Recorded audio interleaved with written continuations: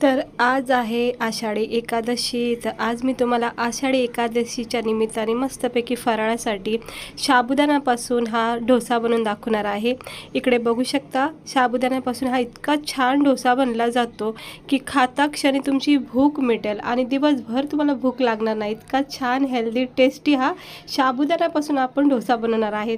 जरा वेगळा आहे, नवीन आहे, तर नक्की व्हिडिओ बघा। आणि सगळ्यात पहिलं तर तुम्हाला आषाढी एकादशीच्या खूप खूप शुभेच्छा। तर इकडे मी 1 वाटी बारीक साबुदाणा घेतला आहे, मोठावाला जाडवाला घेतला तरी हरकत नाही, पण मी बारीकवाला घेतला आहे।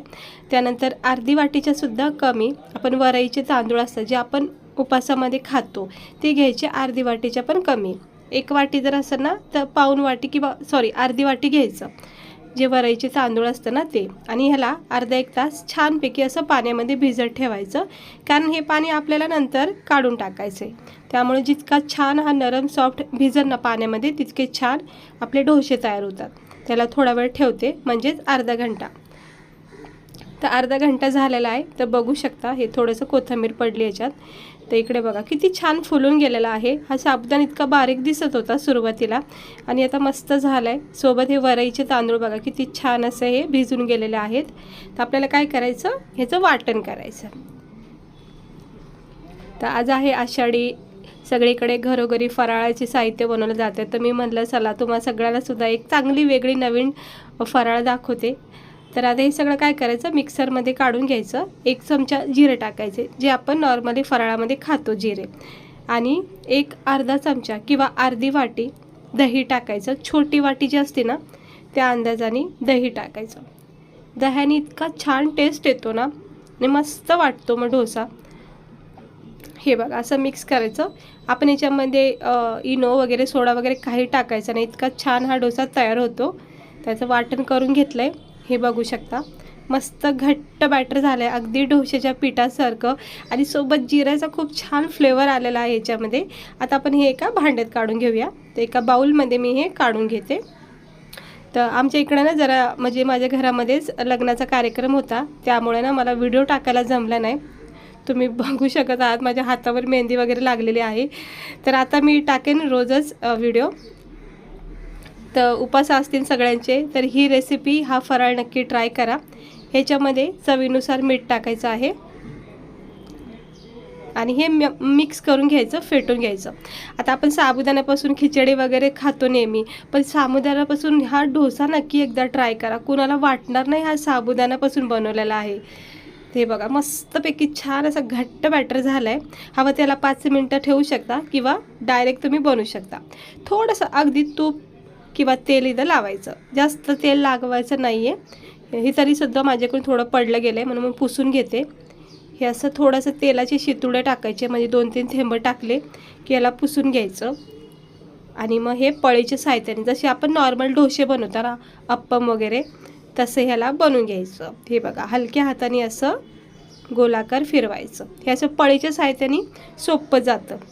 आणि याला थोडा वेळ द्यायचा मंद आचेवर, जोपर्यंत खालची साईड कडक नाही होत ना तोपर्यंत अजिबात पलटी करायचं नाही। हे बघा हे असं खालून सुटलं की मगच ह्याला पलटी करायचं, नाही तर काय होईल, घाई केली की मग तुटला जाऊ शकतो हा।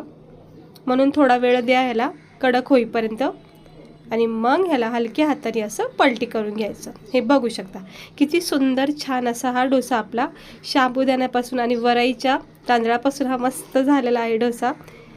त्याचा रंग येईपर्यंत त्याला भाजायचं, मंद गॅस ठेवायचा, हाय फ्लेम ठेवायची नाही, नाहीतर चिटकला जाऊ शकतो। तर तुम्ही आत्तापर्यंत जर साबुदाण्याचा डोसा फराळामध्ये खाल्ला नसेल तर नक्की खा, एकदा ट्राय करा। साबुदाण्याची खिचडी वगैरे तर मला वाटतं तुम्ही खाणं विसरून जाता। आणि हे बघू शकता किती छान भाजला गेलेला आहे आणि मस्त असे ब्राऊन स्पॉट आलेले आहेत, आणि कडक असं भाजून घ्यायचा म्हणजे खाता वेळेस असं क्रिस्पी वाटतो। ह्याला हलक्या हाताने प्रेस करायचं, अजिबात तेल नाही आहे, तुम्ही बघू शकता पॅनवर। जितका सुक्या पॅनवर म्हणजे बिना तेलाचं तुम्ही करताना तितका छान हा डोसा तयार होईल। आता मी याला काढून घेते, दोन्ही बाजूनी व्यवस्थित भाजला गेलेला आहे। ह्याला तुम्ही मोठ्या साईजनी सुद्धा करू शकता, पण हे असे छोटे छोटे मस्त वाटतात खायला। हे थोडासा फोल्ड झाला आहे पण हरकत नाही, तुटणार नाही।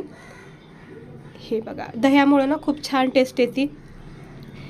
तर सुंदर असा हा डोसा तयार झाला आहे आपला. याला काढून घेते. बघू शकता किती मस्त झाला आहे. आता दुसरा पण टाकून घेते सेम प्रोसेसने. बघू शकता डोस्यामध्ये आपण ना इनो टाकला आहे ना सोडा टाकला, काहीही न टाकता ह्याला किती छान अशी जाळी होती आहे तयार. हे असं हलक्या हाताने याला मोठ्या साईजने सुद्धा करू शकता. जसं आपला नॉर्मल डोसा असतो ना तांदळाचा, तसंसुद्धा याला तुम्ही बनवू शकता.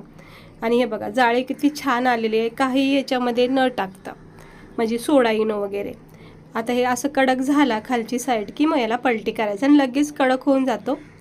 हे असं छान क्रिस्पी असा हा साबुदाण्याचा डोसा तयार होतो. याचा लाल रंग आला ना मग थोडीशी हाय फ्लेम केली तरी काही हरकत नाही.